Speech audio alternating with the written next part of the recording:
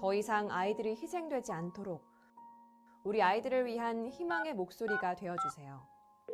당신의 관심과 신고로 아이들을 지킬 수 있습니다. 당신이 희망의 목소리가 되어주세요. 안녕하세요. 아나운서 김민지입니다. 어린 시절 당한 학대의 기억은 평생 씻을 수 없는 상처로 남게 되는데요. 아동학대에 대한 처벌은 강화되고 우리의 공부는 커가는데도 해마다 아동학대는 사라지지 않고 있습니다. 2020년 집계된 전체 신고 접수 건수는 총 42,251건으로 전년 대비 약 2.1% 증가했습니다. 이 중 아동학대 의심 사례는 38,929건으로 전체 신고 접수의 92.1%로 나타났습니다. 이외 동일 신고는 557건으로 1.3%, 일반 상담은 2,761건으로 6.5%로 나타났습니다. 학대 행위자와 피해 아동과의 관계는 부모에 의한 학대 신고가 25,380건, 82.1%로 가장 많이 발생했습니다. 학대 가해자가 82.1%가 부모라는 사실 알고 계셨나요?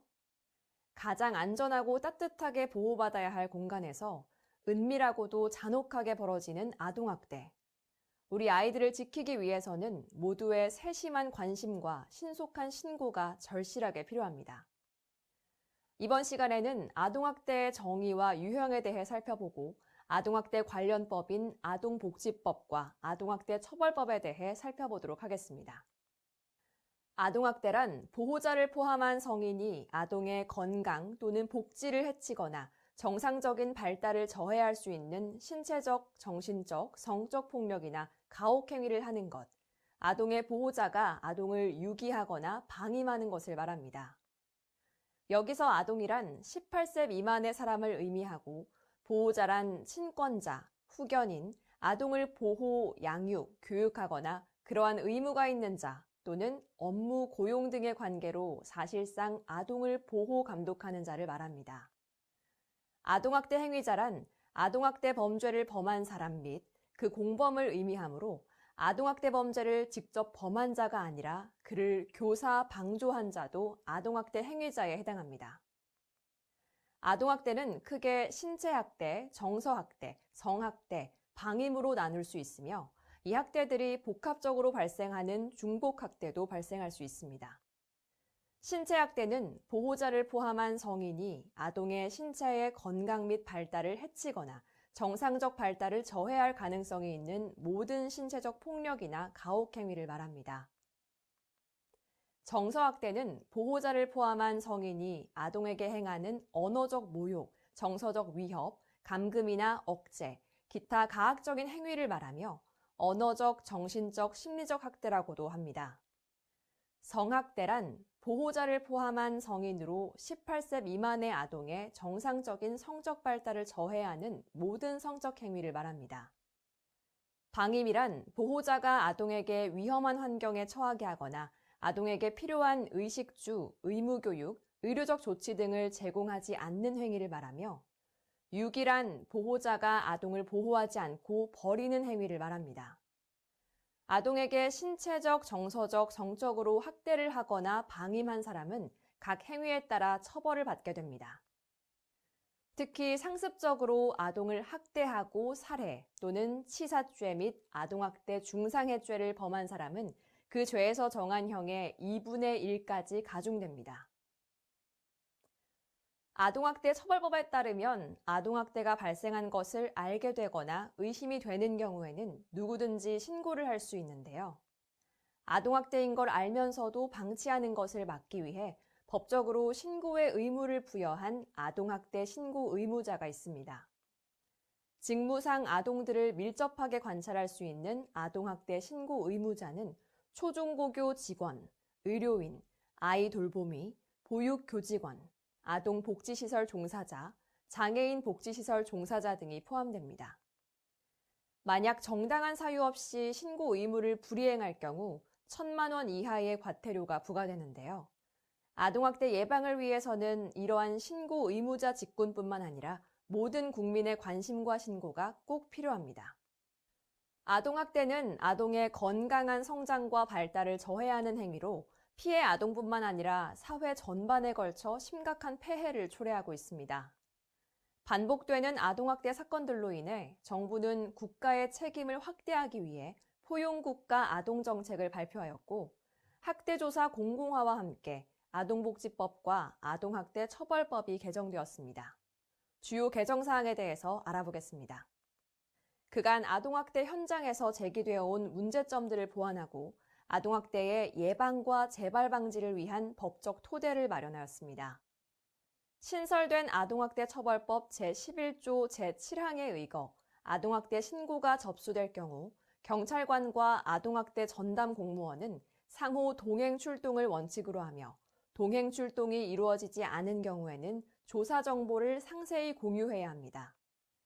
현장 출입 범위도 기존 신고된 현장에서 피해 아동을 보호하기 위해 필요한 장소로 확대되었으며 학대 행위자의 현장 조사 거부 시 불응 방해에 대한 과태료가 500만 원에서 1천만 원으로 상향되어 현장 조사 이행력이 강화되었습니다. 또 아동보호 전문기관이 심층 사례관리 전문기관으로 전환되어 사례관리를 주도하면서 가족기능 회복 지원 및 재학대 방지 기능이 강화되었습니다. 이 밖에도 위기아동을 조기에 발견하기 위한 노력들이 학교와 지자체를 통해 실시되고 있습니다. 코로나19 시기 비대면 학교 예비 소집을 실시하여 아동의 소재, 안전 점검 및 입학 단계, 출석 확인을 통한 이중 점검을 실시하고 있고, 교육복지사 등을 통해 방학 기간 및 신학기 모니터링, 가정 방문 등을 실시하여 위기아동 적극 발굴 및 지원을 실시하고 있습니다. 위기아동 조기 발견 활성화도 추진되고 있는데요. 이 아동 행복 지원 시스템을 통해 위기아동 가정 방문을 분기별로 실시하고 방문 인력인 공무원 대상으로 신고 요령을 교육하고 있습니다. 이번 시간에는 아동학대의 개념과 유형, 개정된 아동학대 관련법 등에 대해서 알아봤는데요. 점점 늘어나고 잔혹해지는 아동학대를 조기 발견하고 자신의 피해를 신고하기 어려운 아이들을 지키기 위해서는 우리 모두의 관심과 신고가 필요합니다.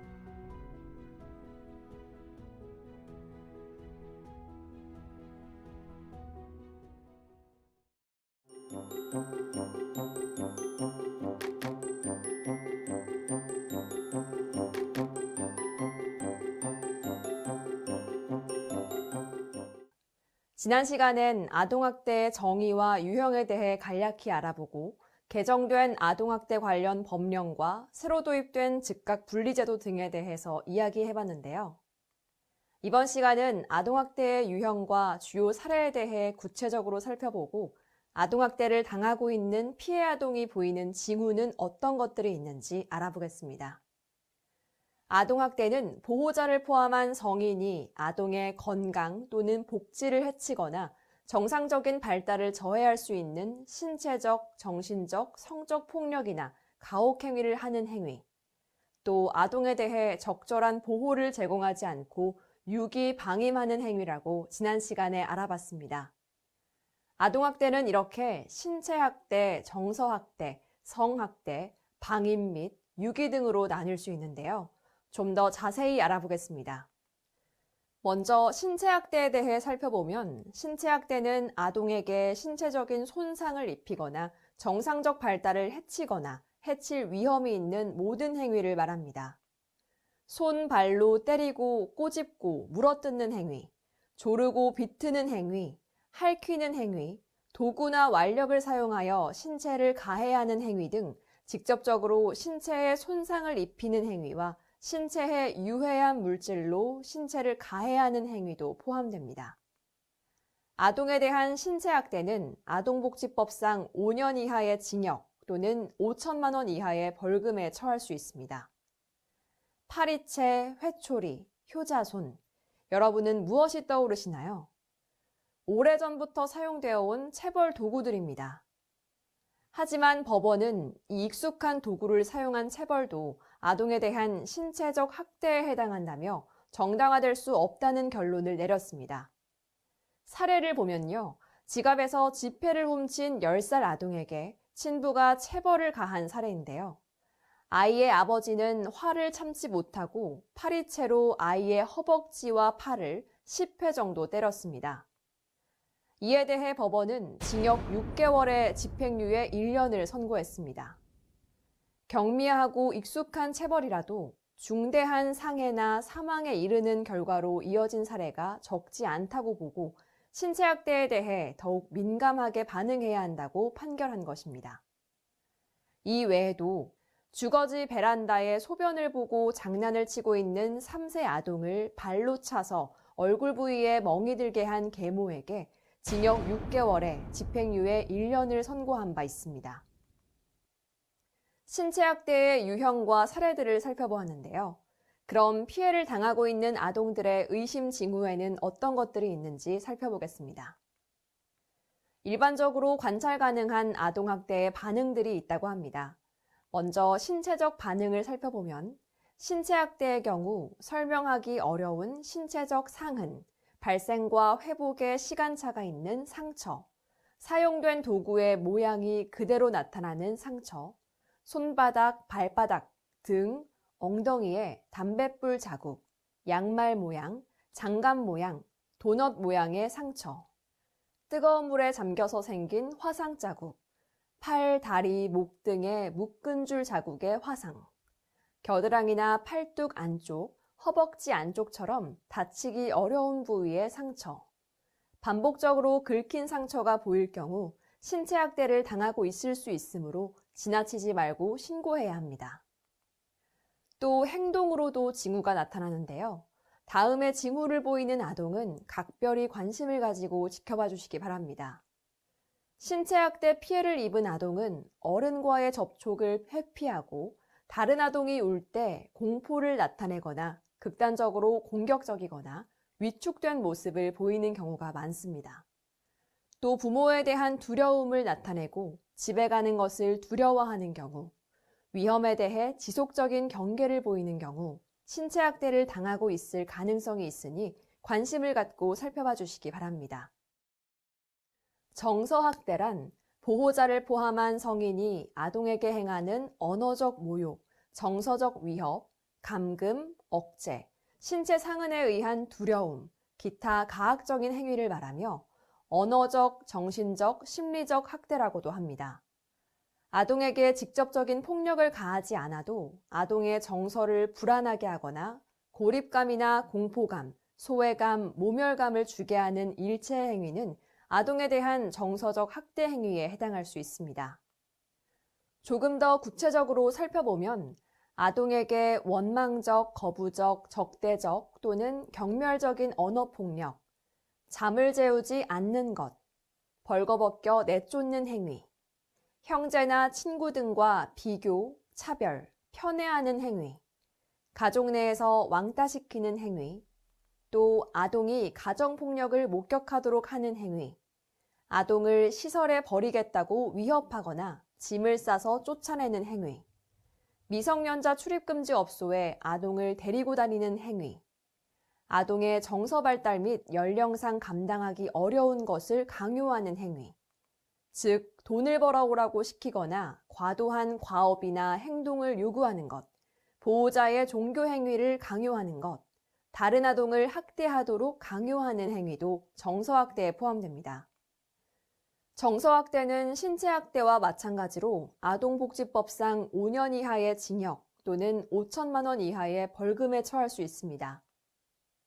부모들이 습관처럼 뱉는 이와 같은 말들도 아동에게는 큰 상처가 됩니다.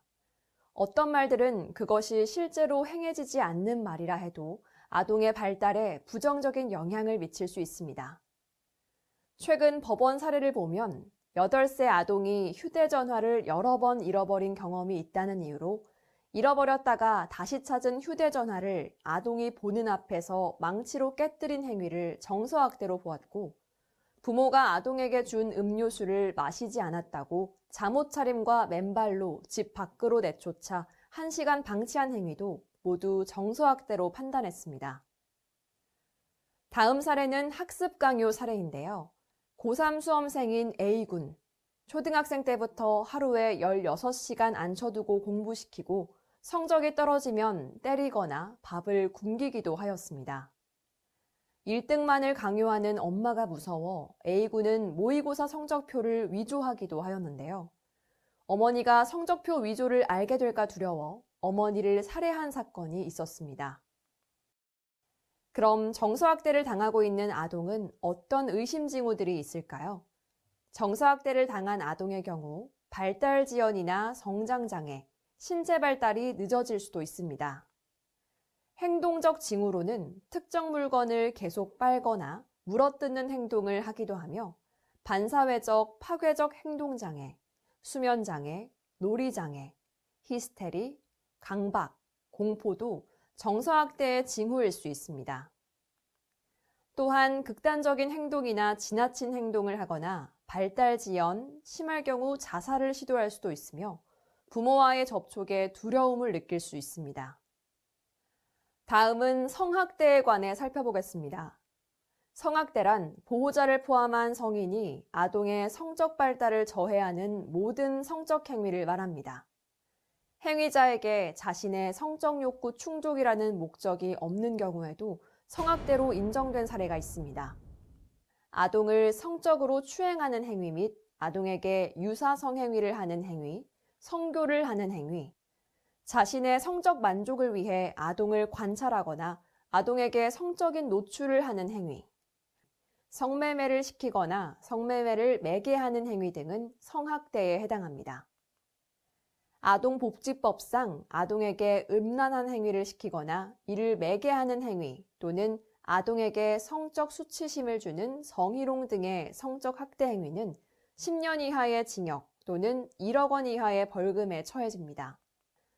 최근 법원은 4세의 아동에게 자위 행위를 지켜보게 한 친부에 대해 피해 아동의 심리적 성장과 성적 정체성 형성에 부정적인 영향을 미칠 것으로 보고 징역 4년에 80시간의 성폭력 치료 프로그램 이수를 명한 바 있습니다. 성학대 피해 아동은 어떤 의심 징후들이 있는지 살펴보겠습니다. 성학대를 당한 아동의 신체적 징후의 경우 걷거나 앉는 것을 어려워할 수 있습니다. 또 찢어지고 피로 얼룩진 속옷, 회음부의 동통과 가려움, 생식기에 생긴 상처, 긁힌 자국, 회음부, 질, 항문 부위의 출혈이나 멍, 항문 손상, 10대 이전의 성병 감염, 임신 역시 성학대의 반응으로 의심할 수 있습니다. 행동적 징후를 살펴보면 성학대 피해를 입은 아동은 나이에 맞지 않는 성적 행동을 하거나 또래들보다 해박하고 조숙한 성지식을 가지고 있고 성적인 묘사를 하는 그림을 그리기도 합니다. 또한 비행이나 가출을 하려고 하고 우울, 불안 증세를 보이며 저조한 학습 수행을 보이는 등 피해가 나타날 수 있으니 주변에 지속적인 관심이 필요합니다. 다음은 방임에 대해 살펴보겠습니다. 방임은 보호자가 아동을 위험한 환경에 처하게 하거나 아동에게 필요한 의식주, 의무교육, 의료적 조치 등을 제공하지 않는 행위를 말하며 유기란 보호자가 아동을 보호하지 않고 버리는 행위를 말합니다. 자신의 보호 감독을 받는 아동을 유기하거나 의식주를 포함한 기본적 보호, 양육, 치료 및 교육을 소홀히 하는 방임 행위는 아동복지법상 5년 이하의 징역 또는 5천만 원 이하의 벌금에 처할 수 있습니다. 방임에는 물리적 방임, 교육적 방임, 의료적 방임이 있습니다. 물리적 방임은 기본적인 의식주를 제공하지 않는 행위, 불결한 환경에 아동을 방치하는 행위, 보호자가 아동을 가정 내에 두고 가출한 경우가 있습니다. 이 밖에 몸이 아프다는 이유로 수개월간 집안 청소를 하지 않고 아동을 화장실 바닥에 용변을 보도록 한 행위, 생활 쓰레기가 가득 찬 집에 아동을 방치한 행위 등도 모두 방임에 해당합니다. 교육적 방임은 보호자가 특별한 사유 없이 아동을 학교에 보내지 않거나 아동의 무단결석을 방치하는 행위, 아동의 교육적 욕구 및 의무에 대한 방치 행위, 준비물을 챙겨주지 않는 행위 등입니다. 최근 친부가 경제적 사정이 어렵다는 이유로 아이를 타 지역으로 데려간 후 초등학교에 보내지 않고 PC방에 방치하는 사건이 있었습니다. 타 지역에서도 비슷한 사건이 있었는데요. 친부가 별다른 이유 없이 아동을 학교에 보내지 않고 다른 대체 교육도 시키지 않은 것입니다. 이는 모두 아동에게 의무 교육을 제공하지 않은 교육적 방임으로 아동학대에 해당합니다. 의료적 방임은 아동에게 필요한 의료적 처치 및 개입을 하지 않는 행위를 말합니다. 유기는 아동을 보호하지 않고 버리는 행위입니다.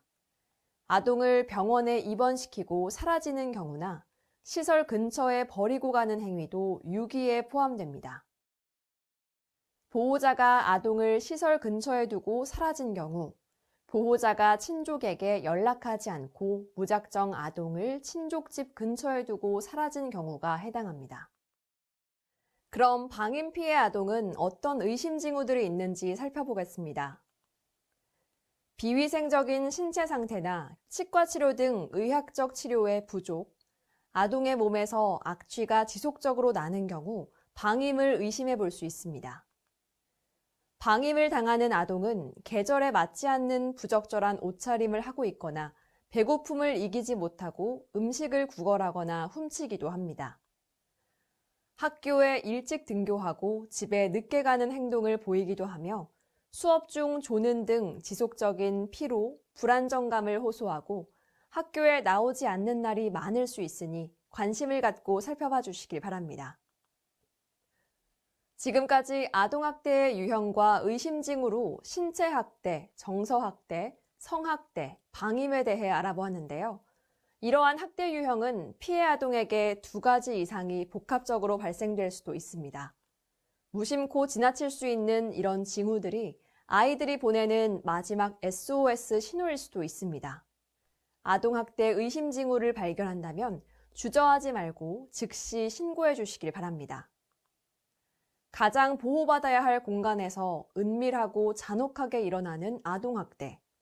반복되는 아동학대로부터 우리 아이들을 지키기 위해서는 아이들이 보내는 구조 신호에 보다 예민하고 세심하게 반응해야 합니다.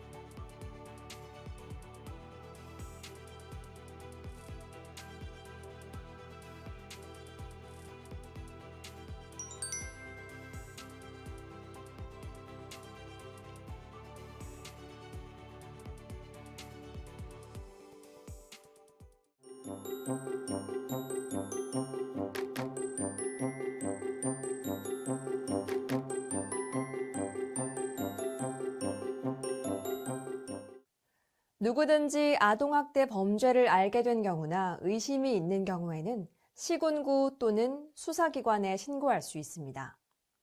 이번 시간에는 아동학대의 의심과 신고 방법에 대해 알아보고 신고 이후 주의해야 할 점과 피해 아동의 보호 절차에 대해 살펴보겠습니다. 지난 시간 아동학대의 유형과 주요 사례에 대해 알아보았습니다. 하지만 이렇게 아동학대의 정황이 명백하게 드러나는 경우 외에 의심스럽지만 신고하기 주저되는 경우들도 많이 있습니다. 이럴 때 아동학대 의심 여부를 확인할 수 있는 체크리스트가 있다고 하는데요. 어떤 경우에 아동학대를 의심할 수 있는지 아동학대 체크리스트를 살펴보도록 하겠습니다. 아동에게 사고로 보이기에는 미심적인 멍이나 상처가 발생할 경우, 상처 및 상흔에 대한 아동 혹은 보호자의 설명이 불명확할 경우, 보호자가 아동이 매를 맞고 자라야 한다는 생각을 갖고 있거나 체벌을 사용할 경우 신체적 학대를 의심할 수 있습니다. 또 아동이 보호자에게 언어적, 정서적 위협을 당하고 아동이 보호자에게 감금, 억제, 기타 가학적인 행위를 당한다면 정서적 학대를 의심할 수 있으며 기아, 영양실조, 적절하지 못한 영양 섭취를 보이고 계절에 맞지 않는 옷, 청결하지 못한 외모를 보이거나 불결한 환경, 위험한 상태로부터 아동이 보호되지 않고 방치되고 있을 때 방임을 당하고 있을 가능성이 있습니다. 성질환이 있거나 임신 등의 신체적 흔적이 보이는 경우, 나이에 맞지 않는 성적 행동 및 해박하고 조숙한 성지식을 보일 경우 성학대를 당하고 있는 것은 아닌지 의심해 봐야 합니다.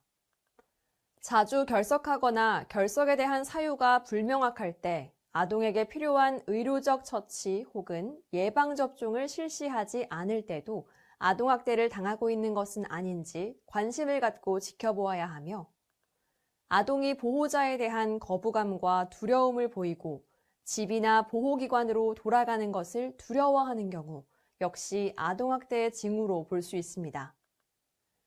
또 아동이 매우 공격적이거나 위축된 모습 등 극단적인 행동을 할 때도 아동학대를 의심할 수 있습니다. 이 중 한 개라도 체크된 경우에는 아동학대의 가능성이 있으니 주저하지 말고 신고해 주시기 바랍니다. 그럼 위와 같은 의심 징후가 있을 경우 아동학대 신고는 어떻게 해야 할까요? 아동학대 의심 신고를 할 때는 피해 아동의 현재 상황, 아동학대 의심 상황, 피해 아동 인적 사항, 아동학대 행위자 관련 사항, 신고자 관련 사항 등을 구체적으로 알려주어야 합니다. 또 신고를 하실 때는 아동학대의 유형, 정도, 심각성, 발생 빈도, 지속성, 최근 발생한 아동학대의 상황 등 구체적인 내용을 알려주시고 가정이나 집단 내에 다른 피해 아동이 있는지, 학대 행위 의심자의 심신 상태, 현재 상황 등 가능한 많은 정보를 제공하는 것이 좋습니다. 하지만 아동이나 학대 행위자의 정보를 파악하지 못하더라도 신고할 수 있으며 학대 의심 징후가 보인다면 정보의 부족이나 설마 하는 생각으로 망설이기보다는 적극적인 신고로 아동의 안전과 생명을 보호해야 합니다. 만약 신고자의 이름이나 연락처를 알리고 싶지 않을 경우에는 익명으로도 신고할 수 있으며 전화가 부담스러울 경우엔 문자로도 신고가 가능합니다. 신고는 국번 없이 112로 하셔도 되고 휴대전화 애플리케이션 아이지킴콜 앱을 통해서도 신고가 가능합니다. 아동학대 신고 시에도 주의해야 할 사항들이 있습니다. 가능하면 학대 증거 사진을 확보하고 아동이 불안해하지 않도록 아동을 일상적으로 대하는 것이 중요합니다. 성학대가 의심되는 아동의 경우 증거가 오염될 수 있으므로 아동을 씻기거나 옷을 갈아입히지 않아야 합니다. 진술에 오염이 발생할 수 있으므로 학대에 대해 계속 캐묻거나 유도 질문을 하지 않아야 하며 현장 조사에 적극적으로 협조하는 것도 중요합니다. 또 아동학대 신고 의무자는 신고 시 학대 행위자로 의심되는 보호자에게 신고 내용을 알리지 않는 등 아동학대 증거가 은폐되지 않도록 주의해야 합니다. 그러나 무엇보다 중요한 것은 신고 후 아동을 대하는 태도입니다. 신고 전과 동일한 태도로 아동을 대하고 아동의 욕구에 민감하게 반응하며 존중과 이해로 대하도록 노력해야 합니다. 신고 후 아동은 학대받은 사건을 생각하며 자주 우울하거나 불안해할 수 있기 때문에 아동의 분위기 변화를 파악해야 하며 아동의 말을 경청하고 비언어적인 대화에도 반응해 주도록 노력해야 합니다. 무엇보다 학대받은 것이 아동의 잘못이 아님을 확인시켜 주어야 합니다. 신고자는 신고 후에 신고 내용과 학대 피해 의심 상황에 대한 조사를 받게 될 수도 있는데요. 이때 경찰과 아동학대 전담 공무원의 조사에 적극적으로 협조하고 이후에도 아동학대 전담 공무원과 아동보호 전문기관과의 협력을 유지하는 것이 필요합니다. 다음은 피해 아동 보호 절차에 대해 알아보도록 하겠습니다. 아동학대 신고 접수가 되면 경찰 또는 아동학대 전담 공무원은 지체 없이 현장 출동을 합니다. 필요한 경우 피해 아동과 학대 행위자에 대한 응급조치 또는 즉각분리 등 분리 보호를 합니다. 피해 아동, 아동학대 행위자, 주변인 등을 조사하여 학대 피해 정도와 학대 피해 사실에 대한 다양한 증거를 수집합니다. 아동을 만났을 때 신체에 상흔이 있는지, 아동의 피해 정도는 얼마나 되는지를 확인해 증거를 수집합니다. 이때 조사 대상자는 적극적으로 조사에 협조해 주셔야 합니다. 그리고 아동의 보호가 필요한 경우 출동한 현장에서 응급조치 또는 즉각 분리를 통해 아동의 안전을 확보해야 합니다. 아동학대 전담 공무원은 조사 결과를 바탕으로 사례 행위 등을 통해 아동학대 여부를 판단합니다.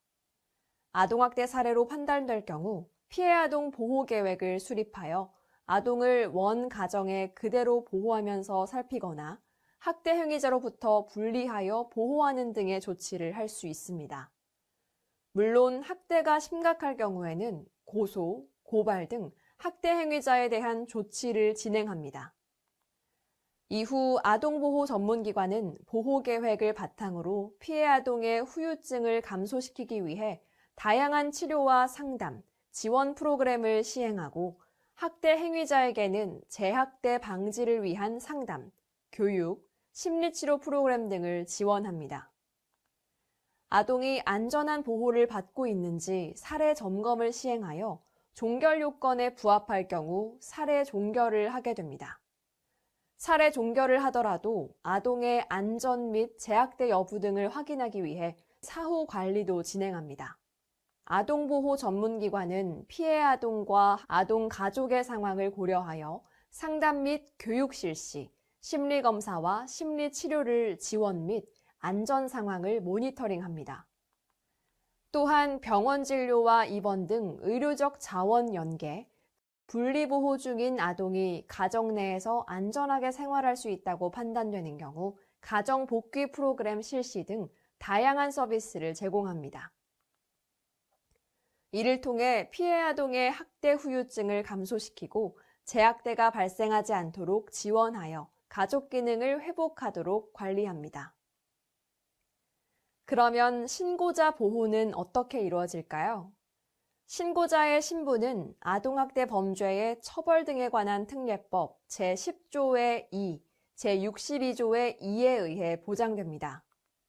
신고자에 대한 불이익 조치 금지, 비밀 엄수에 대해 규정하고 있으며 신고자에 대한 보호 조치는 공익신고자 보호법, 범죄신고자법에 포괄적으로 규정하고 있습니다. 신고자의 인적사항 또는 신고자임을 미루어 알 수 있는 사실을 다른 사람에게 알려주거나 공개 또는 보도한 자는 3년 이하의 징역이나 5년 이하의 자격정지 또는 3천만 원 이하의 벌금에 처해집니다. 또 신고자를 파면, 해임, 해고 등 신분상실 조치를 한 자는 2년 이하의 징역 또는 2천만 원 이하의 벌금에 처하고 징계, 신고자를 전보, 평가차별, 교육기회 취소, 집단 따돌림, 부당감사, 주의 대상자 명단 작성 등 불이익을 준 자는 1년 이하의 징역 또는 1천만 원 이하의 벌금에 처해집니다. 신고자는 수사나 재판 과정에서 신고자의 인적사항을 기재하지 아니하고 가명으로 조서를 작성할 수 있으며 신고자가 보복을 당할 우려가 있는 경우에는 시설보호, 신변경호, 참고인 또는 증인 출석 귀가 시 동행, 주거에 대한 주기적 순찰 등 신변안전 조치를 받을 수 있습니다.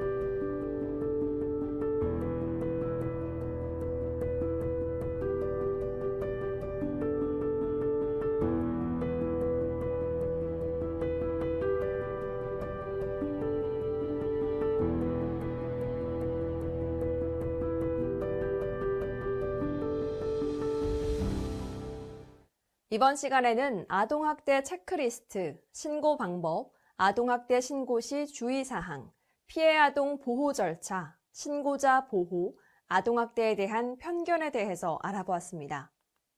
자신을 보호할 힘이 없는 절대 약자인 아동들에게 여러분의 세심한 보호와 신속한 신고는 아동을 살릴 수 있는 마지막 기회가 될 수도 있습니다.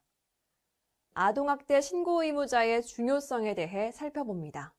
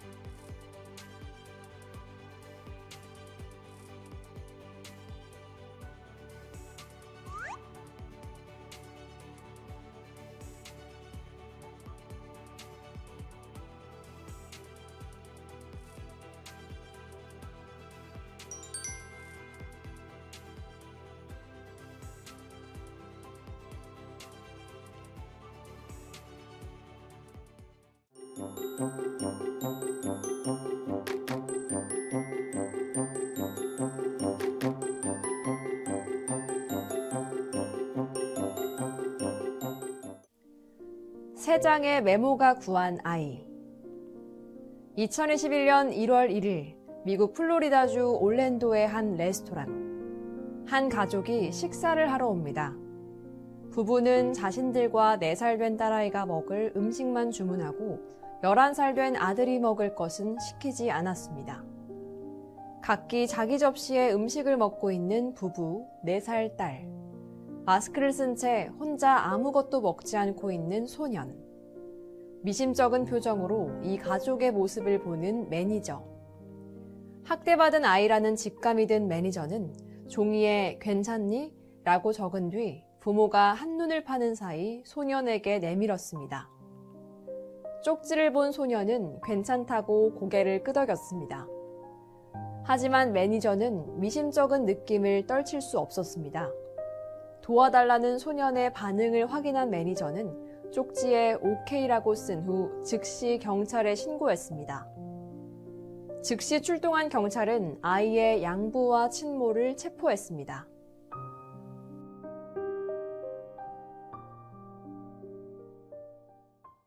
지난 시간까지 아동학대의 정의와 유형, 아동학대 의심 징후, 아동학대를 발견할 경우 신고 방법 등에 대해 알아보았는데요. 이번엔 아동학대 현황을 살펴보고 신고 의무 이행의 중요성에 대해 짚어보도록 하겠습니다. 2020년 집계된 아동학대 신고 접수 건수는 총 42,251건으로 전년 대비 약 2.1% 증가했고, 이 중에서 아동학대로 판단된 건수는 39,905건으로 전년 대비 2.9% 증가했습니다. 2020년 아동학대 사례 유형으로는 중복학대가 48.3%로 가장 높았고, 정서학대 28.3%, 신체학대 12.3%, 방임 8.9%, 성학대 2.2% 순으로 높게 나타났습니다. 특히 두 가지 이상의 학대가 동시에 일어나는 중복학대의 경우 신체학대와 정서학대가 39.2%로 가장 높았고, 이어서 정서학대, 방임이 3.5%, 신체학대, 정서학대, 방임이 3.2%, 또 모든 학대 유형이 함께 발생한 신체학대, 정서학대, 성학대, 방임은 0.1%로 나타났습니다. 피해 아동의 연령을 살펴보면 만 13세에서 15세가 22.9%로 가장 큰 비중을 차지하였고, 그 다음으로는 만 10세에서 12세가 22.5%, 만 7세에서 9세가 19.5%로 나타났습니다. 특히 1세 미만 영유아의 학대 비율이 2%로 낮은 것은 실제 학대 건수가 적다기보다는 피해 아동의 연령상 피해 사실이 외부로 노출될 확률이 낮다고 보는 편이 합리적이기에 더 많은 관심과 주의가 필요합니다. 여기서 우리가 관심을 가져야 하는 부분은 가정 내에서 일어나는 아동학대에 대해서 관심을 가져야 하는데, 아동은 자신이 당하고 있는 피해를 외부에 알리기 어려울 수 있습니다. 학대 행위자와 피해 아동과의 관계는 부모 81.1%로 아동학대 사건의 절대 다수가 가정 내에서 부모에 의해 발생한다는 것을 확인할 수 있습니다. 이어서 대리 양육자가 9.5%, 친인척 5.4%, 타인 1.8% 등의 순으로 나타났습니다. 대리 양육자 중에서는 초중고교 직원이 2.9%로 가장 높았습니다. 부모에 의해 발생한 사례를 보면 친부에 의해 발생한 사례가 43.6%였으며 친모는 35.4% 발생하였고, 계부 1.9%, 계모 1.0%로 발생하였습니다. 이 중에서 친부모에 의해 발생한 사례가 79%로 높게 나타났습니다. 2020년 아동학대 의심 신고자는 신고 의무자와 비신고 의무자로 구분됩니다. 아동학대 신고 건수 총 38,929건 중에 아동학대 신고 의무자에 의한 신고는 28.2%로 나타났으며, 세부적으로는 초중고교 직원에 의한 신고가 9.8%로 가장 높았습니다. 비신고 의무자에 의한 신고 접수는 71.8%로 나타났습니다. 실제 교육 현장에서 아이들을 가르치는 선생님들을 상대로 조사한 결과 가르치는 아동에게서 아동학대 사례를 목격한 경험이 있다고 대답한 비율은 66%에 이르지만 이를 신고한 경험은 19%로 현저하게 낮다는 것을 알 수 있습니다. 아동이 앞으로 당할 피해에 대한 걱정과 여러 현실적인 우려 때문에 신고를 망설인다는 대답이 주를 이루었는데요. 하지만 학대를 당하는 아동들의 현황을 좀 더 들여다보면 신고 의무자 여러분의 관심과 신고가 피해 아동에게 얼마나 절실한 것인지 알 수 있습니다. 신고를 망설인 이유를 보면 신고 후 아동의 상황이 더 나빠질까봐 라고 대답한 비율이 33.8%, 아동학대 유무에 대한 확신이 서지 않아서 라는 대답이 32.5%였으며 이 밖에도 가해 주 양육자의 위협, 신고 후 진행 절차에 대한 불신, 신고 후 소송에 시달릴까봐 망설였다는 대답도 있습니다. 특히 25개 직군의 아동학대 신고 의무자는 직무를 수행하면서 아동학대를 알게 되었거나 아동학대 의심이 있는 경우 즉시 신고해야 합니다.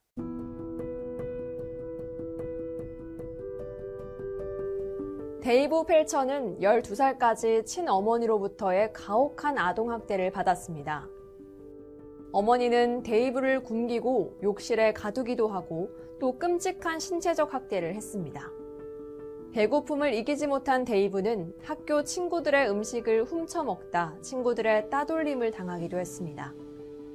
이를 이상하게 여긴 선생님의 신고로 학교로 소환되기도 한 데이브의 엄마. 하지만 그때마다 완벽한 연기로 데이브의 어머니는 사건을 무마합니다. 학교에서 문제아로만 알았던 데이브를 유심히 지켜보던 선생님은 끈질긴 관심으로 데이브의 행색과 몸에 가득한 상처들을 학대로 인해 나타난 사실임을 알게 되었고, 선생님이 당국에 신고함으로써 사건은 밝혀져 데이브는 아동보호소로 위탁되었습니다.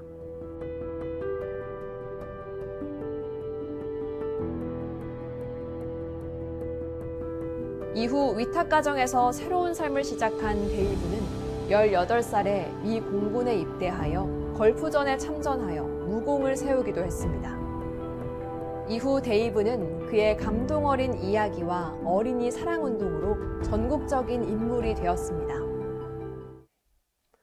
우리 모두의 관심과 신고가 한 아이의 인생을 바꿀 수도 있다는 사실, 책임감과 사명이 느껴지는데요.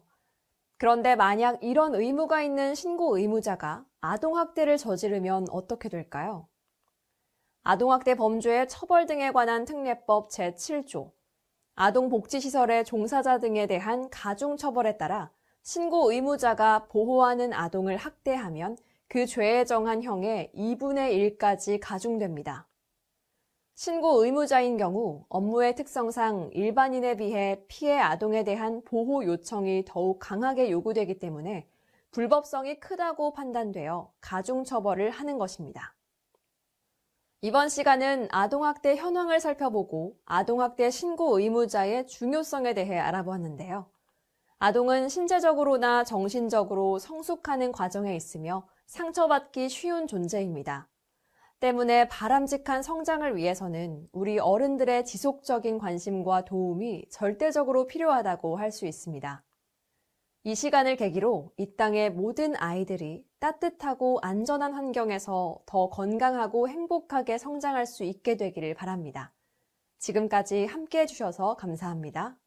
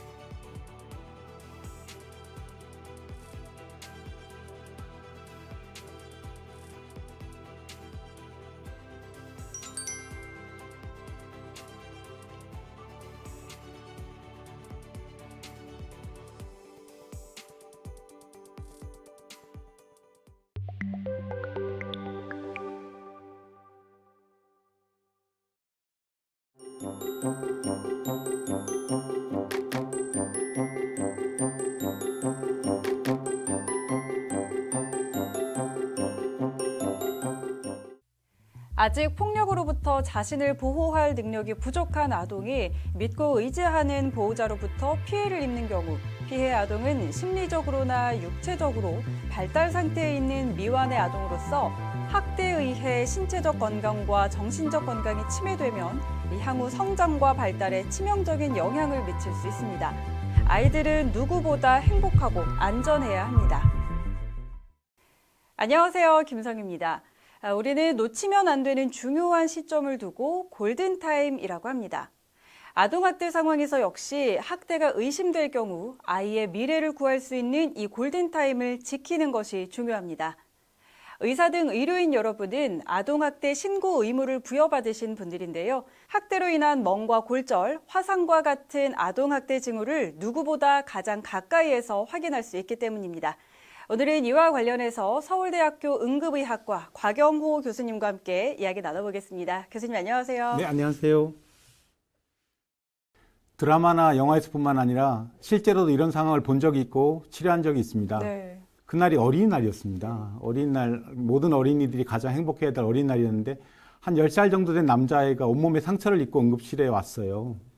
근데 이제 상처가 얼굴부터 시작해서 온몸에 다 있는데 얼핏 봐도 한 번 넘어지거나 어떤 사고로 인해 다친 건 아니고 누군가에게 폭행을 당한 것 같은 그런 상처였습니다.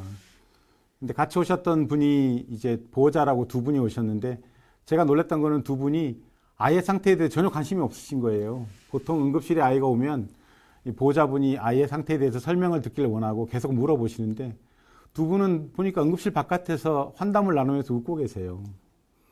그리고 두 분이 이야기하시는 게 설명이 틀렸습니다. 한 분은 아이가 그냥 집에서 놀다가 그냥 의자에서 떨어진 것 같다 그러고요. 다른 한 분은 동네에서 언덕길에서 굴렀대요. 제가 그걸 보고 참 문제가 많고 이건 아동학대 사례겠구나 그렇게 생각을 했었습니다.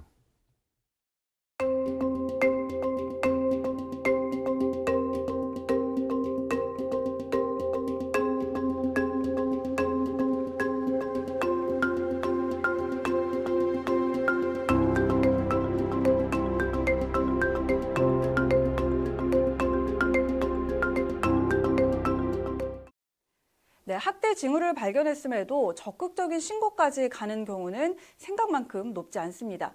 누구보다 환자의 생명을 우선시하는 직업군이 의료인 여러분인데 무엇이 이 적극적인 신고를 못하는 이유가 될까요? 네, 여러 가지 이유가 있겠습니다. 크게 말하면 두려움 때문인데요. 첫 번째는 우리가 생각했던 것이 사실이 아닐까 봐, 그러니까 학대가 아닐까 봐 두렵고요. 두 번째는 그렇게 해서 신고를 한다고 하더라도 과연 그 아이한테 보탬이 될까? 그것이 두렵고요. 세 번째는 이제 가장 큰 두려움 중에 하나인데 신고한 이후에 내 신분이 밝혀져서 혹시 그로 인해서 보복이라든가 어떤 형사적인 소송, 민사적 문제가 휘말리지 않을까 이제 그런 두려움이 있습니다.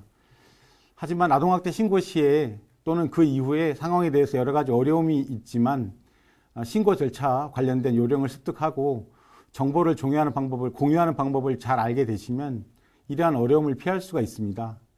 모쪼록 두려워하지 마시고 신고하는 데 앞장서 주시기 바랍니다. 네, 그렇다면 이렇게 의료진 여러분이 이런 사례를 발견했을 때 어떻게 신고를 해야 할까요? 네, 의료인은 법적인 신고 의무자로 아동학대 의심만 되어도 반드시 신고를 해야 합니다. 원칙적인 방법은 전화번호 112로 신고를 하시면 거기에서 아동학대에 관련된 자세한 안내를 받으실 수가 있고요. 신고하실 때 가장 중요하게 전달하셔야 될 내용은 그 아이를 어디서 만날 수 있는지 그 아이의 집 주소가 어떻게 보면 더 중요합니다. 많은 분들이 아이의 이름이나 성별, 입은 옷 같은 것이 중요하다고 생각하는데 실제로 담당 공무원과 경찰이 아이를 찾아가서 만나야 되거든요. 그렇기 때문에 아이를 만날 수 있는 집 주소, 아이를 지금 어디 가면 만날 수 있는지를 알려주시는 것이 가장 중요하고요. 두 번째로는 왜 아동학대로 생각하셨는지 그 이유도 설명해 주시고 만약 응급출동이 필요하다면 응급출동이 필요하다고 꼭 말씀해 주셔야 24시간 이내에 담당 공무원이나 경찰이 출동을 하게 됩니다. 그리고 마지막으로 이제 당부드릴 것은 신고하시고 나면 꼭 그 신고받으시는 수보자가 물어보세요. 혹시 부탁할 것이 없는지. 부탁할 게 없냐고 하시면 제가 권해드리고 싶은 거는 첫 번째는 본인의 신변 보장 꼭 확인해 달라고 하시고요. 신고자 신분 보장, 비밀 보장은 매우 중요합니다. 그리고 필요한 경우에는 마지막으로 부탁할 내용에 대해서 자세히 말씀하시면 되기 때문에 111 통해서 잘 신고하실 수가 있습니다. 네, 아동학대 근절을 위한 길은 참 쉽지 않아 보입니다. 어려운 상황의 아동들을 보게 되면 신고해야지 하는 마음은 누구나 가지고 계실 겁니다. 하지만 막상 현실이 됐을 때 신고의 중요한 부분조차 모르고 있는 경우가 많은데요. 어떻게 신고가 이루어져야 하는지 알아보겠습니다. 아동학대 선별 도구를 활용합니다. 선별 도구지를 활용하기 전에 이미 학대가 의심되는 경우에는 즉시 112에 신고를 합니다.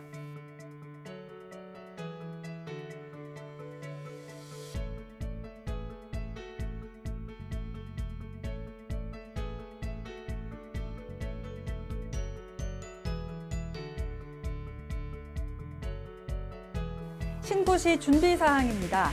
아이의 집 주소와 같이 실제로 아이를 만날 수 있는 장소에 대한 정보가 가장 중요합니다. 응급출동이 필요하다고 판단되시면 그 이유를 설명해 주시면 좋습니다. 의심되는 학대 행위자에 대해 몰라도 신고가 가능하며 모르실 경우에는 미상으로 신고할 수 있습니다.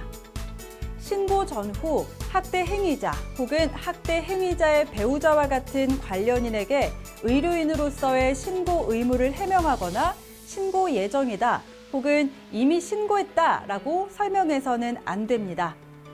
신고 사실이 알려질 경우 아동에게 거짓 진술을 강요하는 등 진술 오염 가능성이 있고 신고자의 신분이 노출되므로 신고했다고 인정하거나 알려서는 안 됩니다. 다음으로 의료인의 역할과 신변보호 방법입니다. 의료인의 역할로 의심이 되면 신고를 합니다. 신속한 신고가 가장 중요합니다. 병원 내 아동보호팀이 있더라도 의료인 본인 생각에 학대가 의심된다면 아동보호팀을 거치지 않고 즉시 신고합니다. 조사와 확인은 경찰, 아동학대 전담 공무원의 역할입니다. 최종 판결은 경찰이나 검찰 수사, 법정 선고에 달려 있습니다. 다음으로 신변보호 방법입니다. 명백한 학대일 경우 범인 지목은 필요가 없습니다. 공개석상에서 학대 행위자를 지목하지 않는 한 명예훼손, 무고죄 등에 해당하지 않습니다. 의료인의 양심을 걸고 학대가 의심된다고만 신고하시면 되겠습니다. 명백한 진술이 없다면 가해자는 미상으로 신고 가능합니다. 개인적 보복에 대한 우려가 있다면 신변보호 신청이 가능합니다.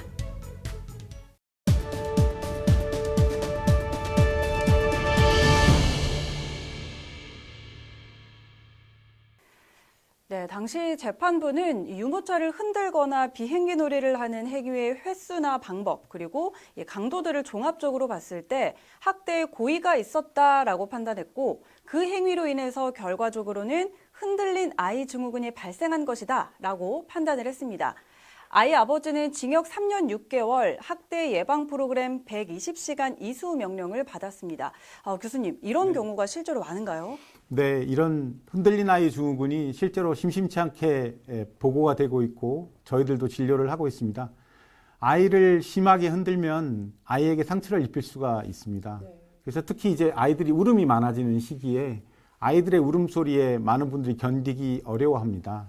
그래서 그런 경우에는 인간성이 무너지는 느낌이기 때문에 아이를 심하게 흔들게 되는데 처음에는 그게 아이를 달래는 행동이지만 결국엔 아이에게 심한 상처를 입힐 수 있고 심지어 아동학대로 처벌을 받을 수도 있습니다.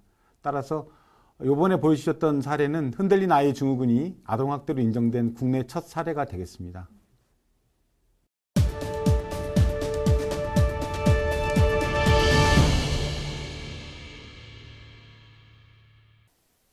네, 아동학대를 의심한 의료진이 경찰에 신고한 사례인데요. 생후 2개월 된 딸을 침대에서 떨어뜨린 뒤 입에서 피가 나는데도 젖병을 물려 10시간을 방치해 아이가 숨진 사고가 발생했습니다. 종합병원 의사로부터 몸에 상처가 난 여자아이가 사망한 채 병원에 왔다라는 학대 의심 신고를 받고 수사에 착수했습니다.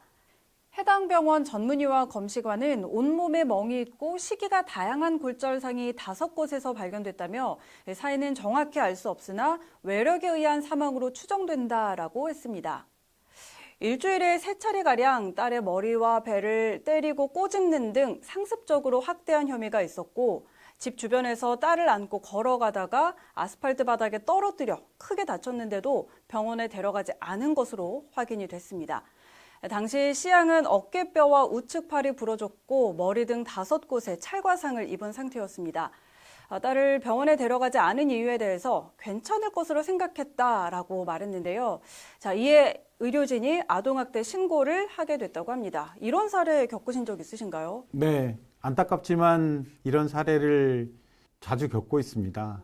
특히 대학병원 같은 경우는 이제 중증 외상을 입은 아이들이 실려오다 보니까요. 이렇게 여러 가지 학대를 동시에 받은 아이들을 진료를 하게 됩니다. 이 사례에서 보인 것처럼 아주 어린 아이들을 흔들기뿐만 아니라 쉽게 때리고 떨어뜨리고 그래서 온몸에 상처와 함께 그 상처로 의심해서 엑스레이를 찍어보면 골절이 발견되는 경우가 있고요. 이제 이런 경우는 즉시 신고를 해서 다시 아이가 고통받지 않도록 도와줘야 되겠습니다.